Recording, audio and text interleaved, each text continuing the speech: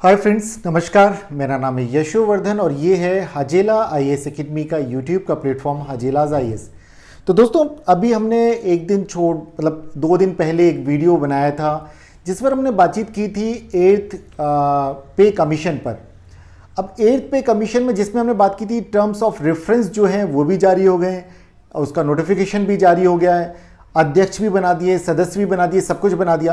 अब बहुत सारी चीज़ें छन छन के बाहर आ रही हैं क्योंकि अनुमान ये लगाया गया था कि जिस प्रकार से 7वें वेतन आयोग में जो फिटमेंट फैक्टर जो था वो रखा था 2.57 और इस बार उम्मीद लगाई जा रही थी कि 1.80 से लेकर के 2.5 तक रखा जाएगा। और इसमें हाँ, एक चीज़ और मैं बताऊंगा कि कुछ लोगों के कमेंट हैं कि आप कह रहे हैं कि 1.8 अगर रखेंगे तो फिर ये कैसे होगा। तो देखिए, उसका एक कैलकुलेशन होता है, तो प्लीज़ आप बहुत संयम के साथ अपने कमेंट्स करें। अगर आपको पसंद नहीं है तो आप कोई फिजूल के ऐसे शब्द इस्तेमाल ना करें जो कि नहीं करने चाहिए। बस इतना मैं कहूँगा। बाकी आप कमेंट करने के लिए फ्री हैं। आपको कोई मेरा अगर कैलकुलेशन बुरा लगा, गलत लगा, तो आप उस पर प्रश्न उठा सकते हैं। शब्दों को बस मर्यादित तरीके से इस्तेमाल कीजिएगा, आप किस तरह से आलोचना कर रहे हैं। चलिए आगे बढ़ते हैं। आज हम इस मुद्दे पर चर्चा करेंगे कि जो टर्म ऑफ रेफरेंस है, इसी में कुछ ऐसी चीजें छुपी हैं जिससे कि अब प्रश्न चिन्ह लगने लग जा रहे हैं कि क्या पेंशन में उतनी बढ़ोतरी होगी, क्या वाकई में वेतन में उतनी वृद्धि होगी। क्योंकि कई लोगों के जब मैंने कमेंट्स देखे तो लोगों ने लिखा है कि इससे उतना फायदा नहीं होगा। तो मैं सहमत हूं, उतना फायदा नहीं होगा, हो सकता है कि जितना हम सोच रहे हैं, लेकिन तब भी हर 10-10 साल पे जिस तरह से अब तक वेतनों में वृद्धि होती आई है उसके हिसाब से हम अनुमान लगाते वृद्धि होगी, लेकिन वो कितनी होगी। तो ऐसे आज हम 5 उन फैक्टर्स पे बात करेंगे जो कि TOR के अंतर्गत छुपे हुए हैं, जिससे कि आपके वेतन में वृद्धि का जो पेच है वो फंसा हुआ है। क्योंकि अगर जब तक ये चीजें पॉजिटिव नहीं होंगी तो इतना मान के चलिए कि बम्पर बढ़ोतरी तो नहीं होने वाली है। मैं माफी चाहूंगा अगर मेरी इस बात को सुनकर के किसी को अफसोस हो रहा है कि बम्पर वृद्धि नहीं होगी, तो मैं बिल्कुल यही कह रहा हूं। और किसी ने कमेंट में भी लिखा था कि बम्पर बढ़ोतरी नहीं होगी, ये सरकार ज़्यादा कुछ देने वाली नहीं है। देखिए, मैं सरकार के ऊपर तो नहीं कहूँगा क्योंकि मैं पॉलिटिकल पर्सन नहीं हूँ, लेकिन हाँ, मैं नीति पर जरूर मैं प्रश्न चिन्ह उठाऊंगा कि जिस तरीके से सरकार ने टर्म्स ऑफ रेफरेंस जो हैं, TOR जो जारी किए हैं, उसमें कुछ उन्होंने इस तरह के पेच बना दिए हैं, पेच फंसा दिए हैं, जिससे कि शायद बम्पर वृद्धि ना हो। लेकिन जानना जरूरी है कि आखिर वे क्या हैं और वृद्धि कितनी होने की संभावनाएं। इन सारे मुद्दों पर आज हम इस पे जारी जो है इस पर जांच देखेंगे कि किस तरह से है। कई सारे लोग लगातार बहुत सारी चीजें इस पर बनाते चले आ रहे हैं। तो चलिए आगे चर्चा करते हैं विस्तार से कि देखिए, वेतन आयोग क्या होता है। तो इसको हम सभी जानते हैं कि वेतन आयोग का काम है कि कितनी वेतन में वृद्धि होनी चाहिए, इस बात की सिफारिश करता है। तो अभी वेतन आयोग जो है तो कर्मचारी की सैलरी, भत्ते, पेंशन इत्यादि में समय समय पर जो संशोधन होने चाहिए उनके विषय में सिफारिश करता है, ताकि जो महंगाई है या लोगों का जीवन स्तर है उसके बीच में संतुलन बना रह सके। क्योंकि महंगाई लगातार बढ़ रही है। अगर महंगाई लगातार बढ़ेगी लेकिन वेतनों में वृद्धि नहीं होगी तो लोगों का जीवन स्तर निम्न होता चला जाएगा। तो ऐसे में शायद कहीं ना कहीं लोग खर्च में कटौती करने लग जाएंगे, तो देश की अर्थव्यवस्था, राजस्व पर भी प्रभाव पड़ेगा। तो यहां पर यह ध्यान दिया जाता है कि इस तरह का संतुलन बनाए रखे जा सके ताकि जीवन स्तर भी अच्छे से चले लोगों का और महंगाई जो है उसको बीट किया जा सके। अब देखिए, अभी जो वर्तमान में जो वेतन मान लागू है वो 7वें वेतन आयोग की सिफारिशों के आधार पर है, जो कि 2016 में लागू हुआ था। और वर्तमान में जो चर्चा चल रही है वो किसकी चल रही है? 8वें वेतन आयोग की चर्चा चल रही है। देखिए, इस चीज को मैं यहां और आपके सामने बता देता हूं कि हर 10-10 साल पे वेतन वृद्धि के लिए पे कमीशन बनाया जाता है। वो रिकमेंडेशन देता है, उसकी रिकमेंडेशन के आधार पर 10-10 साल पे वेतन में संशोधन किया जाता है। महंगाई के आधार पर लोगों के जीवन जो है कि जीवन यापन का जो स्तर है वो कहीं निम्न ना हो जाए, इन सारी बातों को सामंजस्य रखा जाता है। लेकिन जो देखें हम, TOR जो है वो जारी किए, टर्म्स ऑफ रेफरेंस जो जारी किए हैं, आखिर ये क्या है? क्योंकि ये बहुत ही महत्वपूर्ण भूमिका निभाता है और इससे ये तय किया जाता है कि आखिर वेतन में बढ़ोतरी कितनी होगी, भत्तों में किस तरह के बदलाव होंगे और पेंशनर्स को किस तरह के लाभ होंगे, ये सारी चीजें। तो यहां हम थोड़ा सा विस्तार से एक चीज और जान लेते हैं कि देखिए, जो वेतन आयोग बनाया गया है, 8वां वेतन आयोग, इसकी अध्यक्ष हैं सुप्रीम कोर्ट की पूर्व जज जस्टिस रंजना प्रकाश देसाई और इसके अंशकालिक सदस्य हैं IIM बैंगलोर के प्रोफेसर पुलक घोष और इसके सचिव जो हैं वे हैं पेट्रोलियम सचिव पंकज जैन जो कि इसके सदस्य सचिव के तौर पर इसमें जुड़े हुए हैं। तो चलिए आगे देखें। अब ये जो आयोग है लगभग 18 माह में अपनी रिपोर्ट देगा और एक अनुमान लगाया जा रहा है कि अप्रैल मई 2027 तक अपनी रिपोर्ट सरकार को सौंप सकता है। फिर यूं मान के चलिए कि 5-6 महीने सरकार और ले लेगी उन सारी चीजों पर। और इस तरह से अगर हम बात करें कि जो पिछले ट्रेंड के आधार पर कि कब से भुगतान होना शुरू होगा, तो मे भी 2027-28 कह रहे हैं, लेकिन इस पर भी अभी हम बातचीत करेंगे कि कहीं ये 2029 तो नहीं हो जाएगा, लोकसभा के चुनाव के समय तो नहीं पहुंच जाएगा, इस पर चर्चा करेंगे। लेकिन एक प्रश्न ये आता है कि भले वो 2028 में, 27 में, 2029 में लागू हो, लेकिन ये जो लागू तो देखिए जनवरी से ही हो जाएगा, 1 जनवरी 2026 से लागू माना जाएगा। और जितना लंबा समय निकल जाएगा तो पिछली तारीखों से वो सारे एरियर्स वगैरह का भुगतान किया जाएगा। अब यहां पर यह बात क्यों कही जा रही है कि लोकसभा चुनाव तक जा सकती है? देखिए चर्चा तो यह भी चल रही है कि दिल्ली के चुनाव के समय पे किया था पहले, फिर अब यहां देखिए क्या हुआ था, दिल्ली के चुनाव के समय पे घोषणा की गई कि 8वां वेतन आयोग हम लेकर के आ रहे हैं। फिर अभी बिहार का चुनाव है, तो अब हम यहां देख रहे हैं कि फिर से वो सुगबुगाहट हो गई कि भाई ये लेके आ रहे हैं, इतने % होगा। और लगातार देखिए सोशल मीडिया प्लेटफॉर्म्स पे ये चलेगा, बम्पर बढ़ोतरी, डबल पेमेंट, ये वो। तो इससे क्या होगा, लोगों को लगेगा कि सरकार उनके फेवर में काम कर रही है। हालांकि जो अगर हम टर्म्स ऑफ रेफरेंस की बात करेंगे उससे कुछ और कहानी निकल के आती है। तो यहां पर मुझे भी अब कुछ ऐसा लगने लगा है कि ये शायद 2027-28 नहीं, 2029 तक जा सकता है कि बिल्कुल लोकसभा चुनाव के पहले हो सकता है कि ये पैसे, इसका पेमेंट देना शुरू किया जाए, जो कि भले लागू होगा जनवरी 2026 से। तो पिछले समय से जो एरियर वगैरह होंगे उनका भुगतान किया जाएगा। तो लोकसभा चुनाव से जोड़ करके देख के चलें, ये तय मान के चलिए। और ये ध्यान रखिएगा, जिन्होंने कमेंट बॉक्स में इस तरह के जो अपने कमेंट्स भेजे, तो उसके बाद मैंने और रिसर्च किया इन मुद्दों पर और फिर मैंने निकाल किया। तो देखिए आप सभी का धन्यवाद जिन्होंने भी कमेंट्स किए। इसलिए प्लीज आप कमेंट बॉक्स में जरूर बताएं कि और आपको ये वीडियो कैसा लगा और जो भी आपके विचारों उनसे मुझे अवगत कराएं। तो चलिए सरकार के ऊपर कितना बोझ पड़ेगा तो देखते हैं इसको भी। देखिए 7वां वेतनमान जब दिया तो सरकार के ऊपर खासतौर से, अच्छा ध्यान रखें केंद्र सरकार की बात कर रहा हूं मैं, केंद्र सरकार के ऊपर 1.02 लाख करोड़ रुपए का बोझ आया था। और 8वें वेतनमान के हिसाब से अगर हम देखें, अगर ये लागू होता है तो 7वें वाले में जितना फिटमेंट फैक्टर रखा था उसके हिसाब से अगर लगा जाए, जैसे 2.57, इसमें भी अगर जोड़ा जाए तो लगभग 3.2 लाख करोड़ रुपए सालाना, ध्यान रखें पर ईयर का है, ये सालाना बोझ पड़ेगा सरकार पर। लेकिन देखिए सरकार की आमदनी भी बढ़ रही है, तो सरकार ने आमदनी बढ़ रही है तो बढ़ा भी सकती है, अब ये बात ध्यान रखें। लेकिन टर्म ऑफ रेफरेंस में आखिर वो ऐसी कौन सी चीज है जिसके कारण अब ऐसा प्रतीत हो रहा है कि शायद जितना हम सोच रहे हैं हमारे वेतनों में उतनी वृद्धि ना हो। चलिए उसे भी जानते हैं आखिर ये क्या है।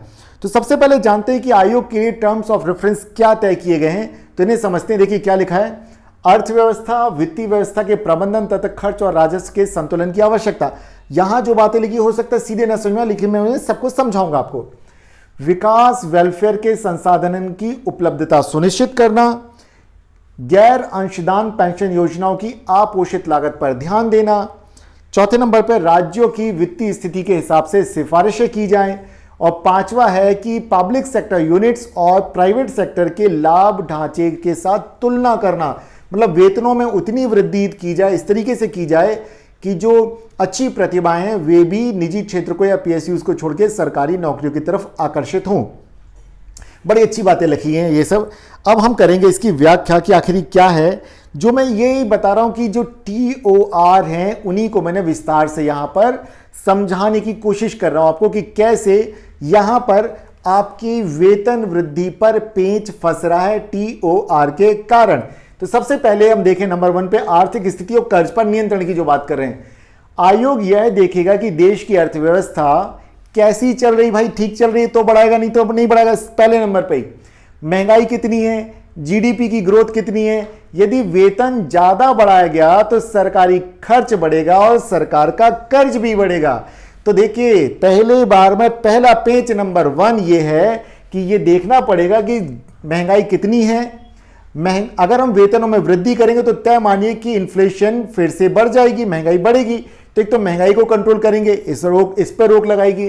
फिर देखेंगे जीडीपी की ग्रोथ कितनी चल रही है। इस बात अगर ग्रोथ स्लो है तो भी देखा जाएगा कि कितना बढ़ाया जाए, तो इस पर ध्यान रखेंगे।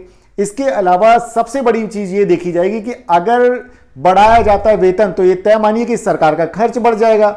सरकार का खर्च बढ़ेगा तो सरकार के पास अभी आमदनी कम है, ऐसे में क्या होगा, खर्चा रुपया आमदनी अठन्नी, ये स्थिति है सरकार की। तो सरकार को फिर क्या करना पड़ेगा, सरकार लेगी, बोरो करेगी, कर्ज लेगी, तो सरकार का कर्ज बढ़ जाएगा। पेज नंबर 1 कि आपको देखा जाएगा कि देश की आर्थिक स्थिति कैसी है, क्या कर्ज तो नहीं बढ़ेगा। तो आप तय मान के चले कि आपके वेतन में जितनी बम्पर बढ़ोतरी की बातें हैं कई सारे सोशल मीडिया प्लेटफॉर्म्स कर रहे हैं, इवन मैंने भी आपसे कहा था, तो वहां पर अब रोक लगाना जरूरी है कि हम अपनी जो सपनों पर रोक लगाएं। नंबर 2 देखिए, विकास कार्यों के लिए धन की कमी। अब जो वेतन सरकार बढ़ाएगी तो सरकार के पास सड़क, स्कूल, अस्पताल, गरीबी उन्मूलन की जो योजना है इनके लिए भी तो धन चाहिए भाई। तो अब समझिए, अगर विकास कार्य, तो देखिए विकास कार्य भी करने हैं तो उतने ही वेतन में वृद्धि की जाएगी ताकि सरकार के पास पर्याप्त मात्रा में विकास कार्य कराने के लिए धन उपलब्ध हो। नहीं होंगे तो सरकार क्या करेगी, फिर कर्ज लेगी, कर्ज लेकर के वेतन देगी। तो ये तो चारवाक की फिलॉसफी हो गई कि जब तक जियो सुख से जियो, ऋण लेकर घी पियो। और वर्तमान की सरकारें भी कुछ ऐसा ही कर रही हैं, खासतौर से चुनावी जब साल आ जाता है तो ये समझिए जिन्हें हम फ्री बीज कहते हैं या चुनावी रेवड़ियां बांटी जाती हैं, कुछ वैसा ही हर सरकार कर रही है, चाहे वो केंद्र सरकार हो, चाहे राज्य की सरकारें हो, चाहे कांग्रेस की सरकारें हो, चाहे एनडीए बीजेपी की सरकारें हो, अन्य चाहे तृणमूल कांग्रेस की सरकारें हो, ये सभी सरकारें ऐसे ही कर रही हैं। अब जैसे आज सुबह मैंने जब अखबार खोला तो देखिए ऑलरेडी तो बड़ी बड़ी घोषणाएं बीजेपी ने ऑलरेडी कर रखी है, नीतीश कुमार जी ने कर रखी है। तेजस्वी यादव का एक पड़ा कि वे कहते हैं कि हम 2026 के मकर संक्रांति पर एक मुश्त 30,000 रुपए महिलाओं के खातों में डालेंगे।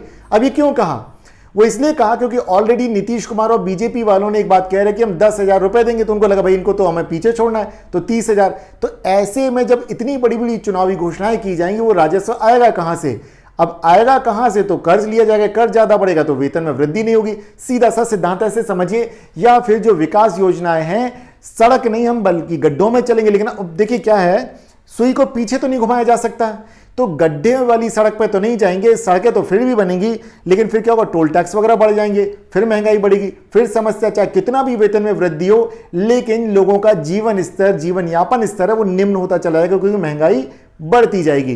तो ये भी देखना पड़ेगा। अब आते हैं हम अगला पॉइंट नंबर 3 पर। देखिए एक बात बहुत ही क्लियर कही है वहां पर, उन्होंने कहा, क्या कहा, थोड़ा सा वहां देख लेते हैं हम लोग। देखिए यहां पर पॉइंट नंबर 3 पे क्या कहा, गैर अंशदान पेंशन योजनाओं की अपोषित लागत पर ध्यान।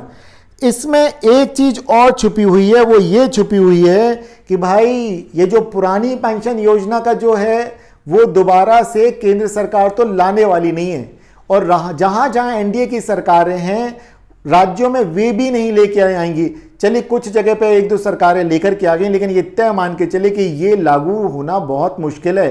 तो यूनिफाइड पेंशन स्कीम रहेगी, न्यू पेंशन स्कीम रहेगी। क्यों? क्योंकि साफ कह रहे हैं कि नॉन कॉन्ट्रीब्यूशनल, मतलब अगर किसी में किसी तरह का जो भी नौकरी करने वाला है, जिसे वेतन मिल रहा है, जिसे पेंशन मिलेगी, तो अपने पेंशन के लिए वो अपने कोष का खुद ही कुछ ना कुछ हिस्सा देगा, कंट्रीब्यूशन करेगा कुछ उसमें। जब तक ये कंट्रीब्यूटरी नहीं होगी तो इस तरह की पेंशन योजनाएं नहीं चलाई जाएंगी, ये तय मान के चलिए। तो नॉन कंट्रीब्यूटरी पेंशन स्कीम में कर्मचारियों से पैसा नहीं कटता, जिससे कि सरकार पर बोझ बढ़ता है। आयोग इस बात पर ध्यान देगा कि बोझ ना बढ़े। तो तय मान के चलिए जो पेंशनर्स हैं लगभग 70 लाख लोग केंद्र सरकार के पेंशनर हैं, 50 लाख कर्मचारी हैं। तो ऐसे में जो पेंशनर्स खुश हो रहे थे कि उनकी पेंशन में भी वृद्धि होगी, डबल हो जाएगी, भाई वो डबल नहीं होने वाली है। ये देखिए यहां पे क्या लिखा है, क्योंकि आप तो पुराने कर्मचारी हैं, पुरानी पेंशन स्कीम के अंतर्गत आते हैं। ऐसे में जो कि जहां पे किसी तरह का आपका कोई अंशदान नहीं होता था, ऐसे में अब क्या करेंगे, तो पुरानी पेंशन एक तो ये पता चल रहा है कि दोबारा से लागू होगी नहीं, जहां भी होगी जहां पे व्यक्ति का कोई कंट्रीब्यूशन जा रहा होगा उसी में, चाहे वो यूनिफाइड पेंशन स्कीम हो या फिर न्यू पेंशन स्कीम हो, वो तो पुरानी पेंशन तो लागू नहीं होगी। और पेंशन में भी बढ़ोतरी कम होगी, उतनी ज्यादा नहीं होगी, इस बात का ध्यान रखा जाएगा, राइट, क्योंकि उस पुरानी पेंशन स्कीम को एक तरह से बोझ माना जाता है। इसके अलावा एक चीज और देखिए, जब भी कभी कोई भी केंद्रीय स्तर पर वेतन आयोग आता है, वेतनमान में वृद्धि होती केंद्र में, तो धीरे धीरे करके राज्य सरकार भी उनको लागू कर देती है। लेकिन यहां एक पेंच और फंस गया है। राज्यों के लिए क्या है, इसको समझिएगा। राज्यों को कहा गया है कि केंद्र की सिफारिशों को राज्य सरकारें मॉडिफाई करके लागू करती हैं। आयोग राज्यों के बजट को ध्यान में रखते हुए सैलरी बढ़ाएगा। कुल मिलाकर के राज्यों को साफ साफ समझ जाइए कि राज्य कर्मचारियों के वेतन में उतनी वृद्धि तो नहीं होने वाली है जितनी केंद्र सरकार के कर्मचारियों में होगी। और दूसरी बात, अब वो ये कहेगा भाई देखो राज्यों के ऊपर भी दबाव पड़ेगा, तो भाई उतनी सैलरी मत बढ़ाओ कि राज्यों के ऊपर बोझ पड़े। मतलब केंद्र वालों की भी एक कैपिंग कर दी कि भाई इससे ज्यादा सैलरी नहीं बढ़ेगी, नहीं तो राज्य सरकारों को ही, क्योंकि देखिए राज्यों में भी तो एनडीए की सरकार है, बीजेपी या समर्थक दलों की सरकार है, ऐसे में बोझ तो उनके ऊपर भी आएगा, फिर डिमांड भी आएगी, दबाव भी आएगा। इन सारी बातों से बचना है, तो उन्होंने कहा भाई इतने चीजें मत करो। अब आप समझ रहे हैं कैसे पेच फंसा है। और देखते हैं अगला, फिर वे कहते हैं कि सरकारी और प्राइवेट सैलरी में अंतर भी देखा जाए। आयोग सरकारी कर्मचारियों की सैलरी को प्राइवेट सेक्टर के स्तर के अनुरूप करने की कोशिश करेगा ताकि दोनों में संतुलन बना रहे।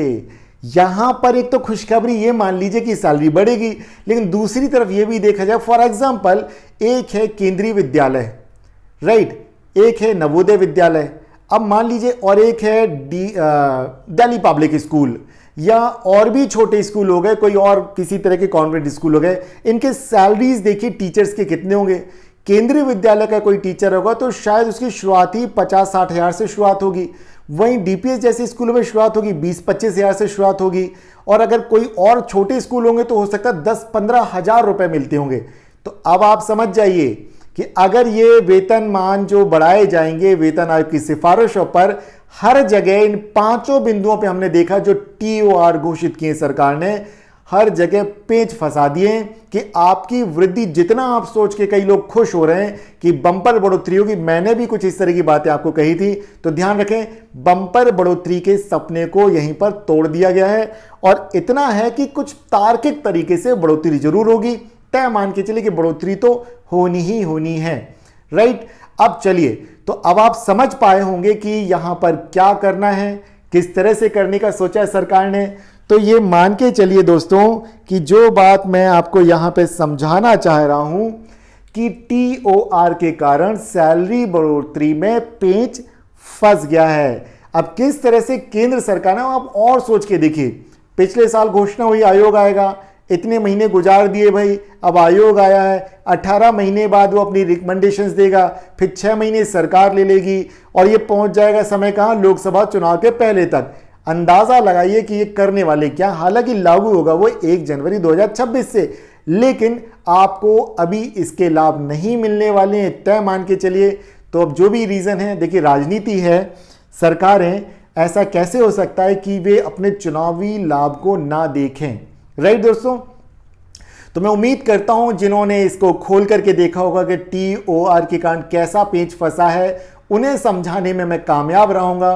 तो मित्रों, अब तक आपने अगर मेरे इस चैनल को सब्सक्राइब नहीं किया तो हमारे इस चैनल को कर लीजिए सब्सक्राइब, बेल बटन जरूर दबा दीजिए ताकि आपको नोटिफिकेशन मिलता रहे हमारे नए वीडियोस जो हम लोग अपलोड करते हैं। इसे शेयर करना ना भूलें, लाइक करना ना भूलें, कमेंट बॉक्स में जरूर बताएं कि आपको मेरे विचार कैसे लगे, किस तरह से पेच फंस रहा है। उन सारी चीज़ों को मैंने कोशिश की आपके सामने एक्सप्लेन करने की।